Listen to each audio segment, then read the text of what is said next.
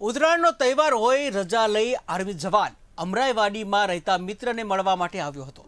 જો કે તેઓ સિગરેટ પીવા માટે મિત્રો સાથે ઊભા હતા, ત્યારે તેમના મિત્રને અગાઉના ઝઘડાની અદાવતમાં બે શખ્સોએ ચપ્પુના ઘા ઝીકીને મોતને ઘાટ ઉતારી દીધો હતો।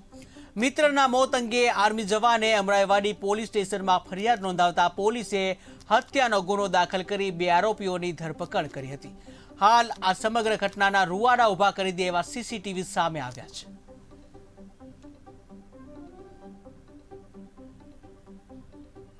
અમરાઈવાડીમાં ઉત્તરાયણના દિવસે સાંજે એક નિતેશ તિવારી નામના વ્યક્તિનું મૃત્યુ થયું હતું, જેમાં જે તેનો મિત્ર છે મુકેશ ચૌહાણ, તેની ફરિયાદ લઈને બે આરોપી અજય ઉર્ફે બાબુ ચૌહાણ અને તુષાર ગુપ્તા વિરુદ્ધમાં ગુનો દાખલ કરવામાં આવેલો છે।